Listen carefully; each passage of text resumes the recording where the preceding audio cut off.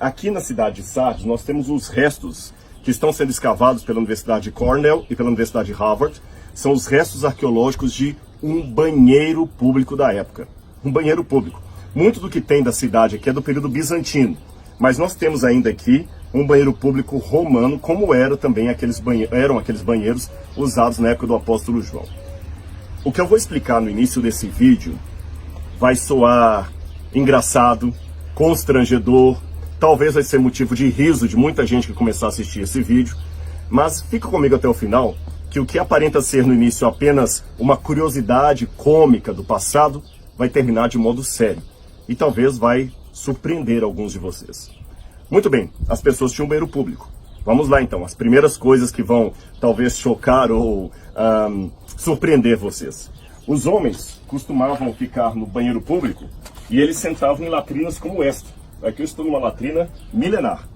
E eu sei que você está imaginando, cada um sentava do lado do outro. Então o sujeito sentava aqui, o outro sentava aqui, outro aqui, e ficavam conversando enquanto faziam as suas necessidades físicas. E eu sei que você está rindo, principalmente pela posição. Se bobear, vira até meme o que eu estou falando. Depois que eles terminavam de fazer suas necessidades, eles iam se limpar. Qual era o processo? Qual que era o papel higiênico da época? Preste atenção nisso.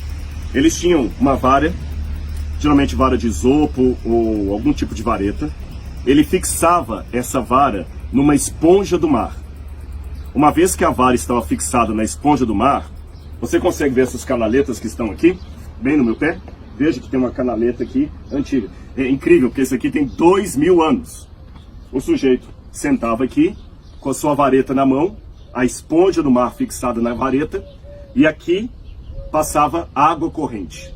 Ele pegava aquela vareta com a esponja, molhava na água corrente e se limpava. Eu sei que até pelos meus gestos você deve estar dando gargalhadas nesse momento. Depois que ele se limpava, agora vem outra coisa muito estranha para a nossa cultura, a mesma esponja com a qual ele se limpava, a mesma esponja que era usada como papel higiênico, poderia ser utilizada por outras pessoas. Como era o processo? Em algum canto aqui havia duas coisas. Em primeiro lugar, antes de eu falar o que havia aqui para esterilizar, do outro lado, isso é mais uma curiosidade para você continuar dando as suas risadas por aí, havia dois tipos de funcionários do banho público, escravos na maior parte das vezes. Um deles ficava acendendo incensos para mascarar um pouco o mau cheiro. E o outro grupo ficava tocando instrumentos para também abafar o barulho de flatulências. E vamos agora à esterilização da esponja. Como eu falei, repito, por mais nojento que seja para a nossa cultura, a mesma esponja que servia de papel higiênico era usada por várias pessoas. Ele pegava a vara com a esponja que ele utilizou e colocava por aqui numa bacia cheia de vinagre. Já havia nos tempos greco-romanos a ideia de que o vinagre era uma espécie de desinfetante, que ele purificava os objetos. Então, repetindo, o sujeito usava a latrina aqui, aqui tinha água corrente, molhava a esponja com a vara na água corrente, se limpava, depois pegava aquela vareta com a esponja e colocava numa bacia cheia de vinagre. Agora, como é que eu posso terminar uma descrição tão constrangedora de maneira séria e que vai fazer você pensar e refletir um pouco? Se você tiver uma Bíblia aí, abra comigo no Evangelho de João. Eu vou ler aqui justamente o capítulo 19, versos 28 em diante, que fala da morte de Jesus. Pegou sua Bíblia? Então preste atenção na leitura. João 19, 28.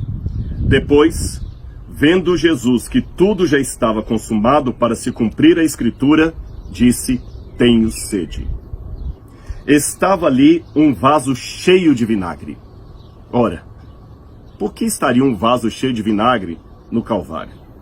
A explicação mais lógica que eu tenho à luz da arqueologia é que a referência do apóstolo João é a algum banheiro público que houvesse perto do lugar de crucifixão de Jesus. Estava ali um vaso cheio de vinagre. Embeberam de vinagre uma esponja e, fixando-a num caniço de sopo, lhe achegaram à boca. Quando, pois, Jesus tomou o vinagre, disse: está consumado. e, inclinando a cabeça, rendeu o espírito. Acho que você já entendeu onde eu queria chegar. O Filho de Deus, na cruz do Calvário, sentindo sede, dor, abandono, pediu: dá-me água.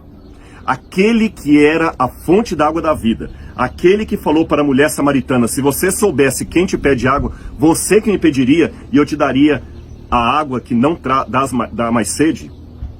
Aquele homem, que era a água da vida, teve sede. E o que deram para ele beber? Uma esponja, provavelmente de banheiro, embebida num vinagre, provavelmente de banheiro, para lhe mitigar a sede.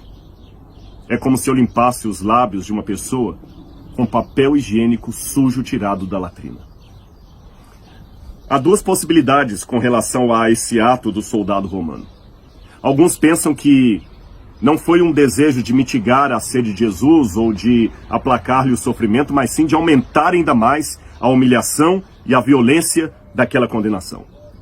Outros grupos, como nós temos, por exemplo, no livro Desejado das Nações, acreditam que não, que aquele soldado talvez seria aquele que reconheceu este verdadeiramente é o Filho de Deus e, tomado talvez de um desespero para aliviar a dor de Jesus, ele correu e pegou o que estava na frente ali, o que estava mais próximo era o vinagre. Como soldado romano, ele sabia que o vinagre podia trazer um fator de entorpecimento, como se fosse um tipo de ópio para a dor.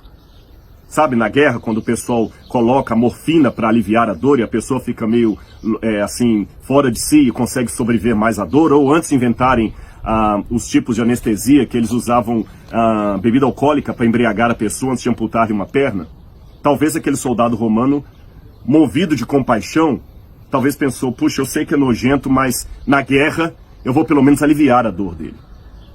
Seja pela primeira hipótese, enfatizar o sofrimento, a humilhação, ou pela segunda hipótese, um gesto de caridade do soldado, duas coisas ficam notórias.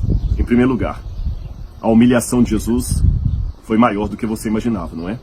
Segunda coisa que fica patente aqui: quando Jesus experimentou o vinagre, ele não quis beber. Sabe por quê? Ele sabia que aquela bebida poderia mitigar-lhe um pouco da sede e aplacar a dor, porque seria uma morfina. Mas a que custo ele teria a sua dor amenizada? A sua mente ficaria embriagada. E ele não podia permitir que a sua mente ficasse sob o efeito do álcool ou de qualquer outro tipo de ópio, porque ele tinha que estar lúcido até o fim para que o diabo não tivesse domínio sobre a sua mente. Que diferença de muitos de nós que na hora da dor e do sofrimento corremos para as drogas, para a bebida. Não quero julgar ninguém, mas Jesus preferiu enfrentar a dor a sucumbir à alienação. Porém, mais do que isso, essa força que ele teve na cruz do Calvário é traduzida na graça que ele oferece a mim e a você hoje. Eu comecei esse vídeo com uma descrição talvez constrangedora, cômica, hilária e até nojenta. Mas eu tenho certeza que aquela risada que você deu no início, agora talvez seja uma consternação. Talvez alguns estejam até chorando, emocionados, em relação ao que eu acabei de revelar aqui. Pois ao ver um banheiro público romano, lembre do amor de Cristo por você. Ele morreu por você na cruz do Calvário. E por fim, eu só tenho uma pergunta a lhe fazer: como podemos deixar de amar alguém que nos amou tanto? Muito obrigado por estar comigo mais uma vez nesse vídeo. Que a graça de Jesus esteja com cada um de vocês.